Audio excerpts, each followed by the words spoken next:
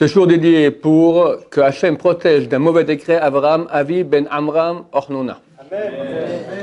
Alors, une histoire qu'il y a dans la Gemara, que dans un village, Kfar Aziz, il y avait une famille très pauvre.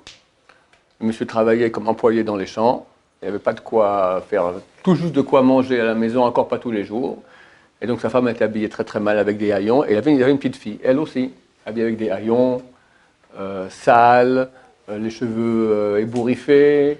Un jour, la pauvre, elle était allée prendre de l'eau dans le puits, et puis elle a glissé, elle tombait, elle s'est cassée une dent, elle avait maintenant une dent trouée, enfin pas de dent devant, quoi, une mâchoire, une denture trouée.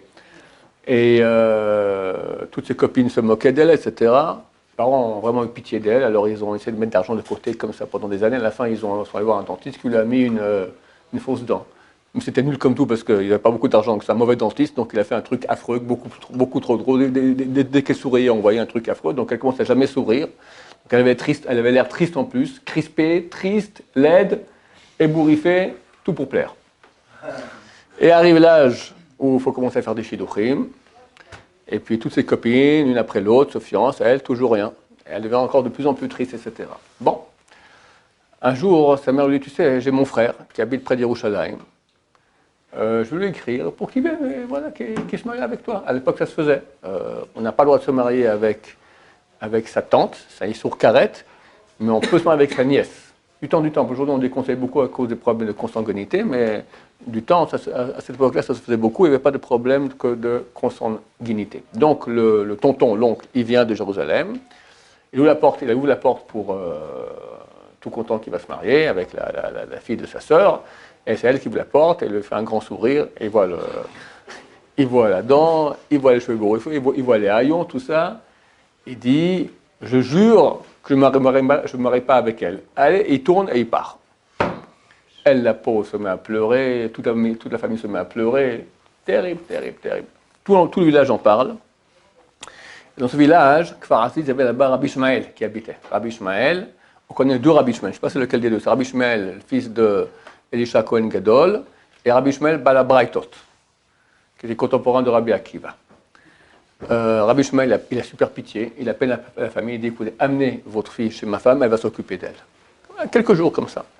Amène la fille, elle lui met d'abord, elle la lave, elle la savonne, elle lui met des bons parfums, des pommades, des trucs comme ça, elle lui donne une belle peau, après elle le fait en coiffure, pédicure, manicure. Rabbi Ishmael paye pour un bon dentiste, il lui enlève la vilaine dent, il lui met une belle dent comme ça, comme il faut, denture Colgate, d'accord, et des bijoux, et les cheveux tatatati. En 2 mots, je ne fais pas un dessin, elle sort Miss Monde. Elle est super sympathique, elle se met à sourire, elle est toute contente, etc.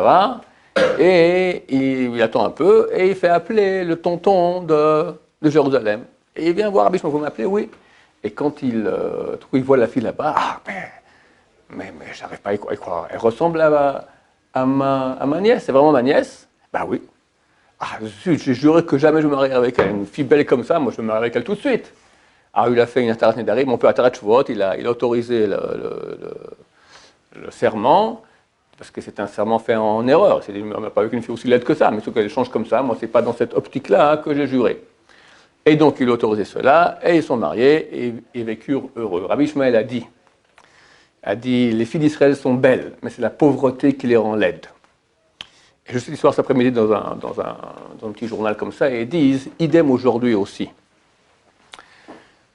Le peuple d'Israël, dans le Shirachirim, Benot Yerushalayim, les filles de Jérusalem, c'est le peuple d'Israël. Beaucoup de nos frères et de nos sœurs sont très loin de Torah. Alors par rapport à Dieu, ils sont laids, ils sont pas bons, ils sont pleins de péchés, pleins de bêtises dans la tête, à côté de la plaque totale. Mais pourquoi cela arrive? C'est pas de leur faute, ils sont pauvres. La Gemara, elle dit, il n'y a pas de pauvreté si ce n'est bedat, dans la connaissance. D'accord? Même quelqu'un qui est pauvre financier, d'habitude, c'est qu'il n'arrive pas très bien à gérer les choses pour être mieux, ou bien s'il souffre de cela, il n'arrive pas à comprendre que c'est la main de Dieu. Mais l'essentiel de la richesse, c'est la connaissance, c'est comprendre des choses intelligemment. Et aussi au niveau spirituel, à plus forte raison, quelqu'un qui va à côté, de Dieu, à côté de la Torah, qui vit dans les bêtises que le monde propose, qui sont tellement, tellement grandes, c'est tellement, moi je n'arrive pas à comprendre qu'on peut rester dans le métier. Il y a tellement aujourd'hui de gens qui sont là-dedans que pour finir ça sointe et puis on est influencé, mais c'est tellement idiot, c'est tellement mensonger, tu vois à tel point ils ont raté. Montre-moi les gens heureux. Je crois que la France est un des pays qui prend le plus d'antidépresseurs au monde. Moi je viens de Suisse, si je ne me trompe pas, c'est le pays, la Suisse, c'est propre, c'est beau, c'est bien, tout va bien, il y a de l'argent, tout ça. C'est le taux de suicide le plus élevé au monde. Il y a un type qui habite Bnei Brak, qui s'appelle monsieur, je ne vais pas dire son nom, parce que vous n'êtes pas intéressé comment il s'appelle, ça commence par W. D'accord. Il était un des directeurs dans Peugeot. Et après, il s'est occupé de faire l'union entre Peugeot, encore une autre boîte, une grosse tête comme ça. Il est né où? Il est né à Auschwitz. Juif, non religieux. Et on l'a envoyé après à travailler à Genève, ma ville natale. Il a fait tchouva là-bas, en 2 ans il a fait tchouva. Il a dit pourquoi? Dès 8 heures, t'as plus rien. Dans les rues, c'est calme, tout ça. Ils viennent de Paris, la ville, là, 2 heures du matin, là, 8 heures, calme. À 8 heures du soir, qu'est-ce que tu fais? Tu parles de la télévision, c'est crétin, d'accord, tu te mal à réfléchir, mec. Et pourquoi je vis? Et pourquoi si? Et pourquoi ça? Lentement, de fil en aiguille, il a fait tchouva. Un Ashkenaz, c'est beaucoup plus dur qu'un Ashkenaz. Né à Auschwitz, d'accord. Aujourd'hui, c'est un super important à Bnei Brak, Baruch Hashem, noir de noir. Donc, c'est un manque de connaissances. Alors, les paroles de Rabbi Shmuel sont valables aussi aujourd'hui. Elles sont belles. Tous nos frères et sœurs, même loin de Torah, ils sont très beaux. Mais la pauvreté les rend idiots, les rend laids, les rend loin d'Hachem. Hachem, que Dieu leur fasse descendre un grand flux.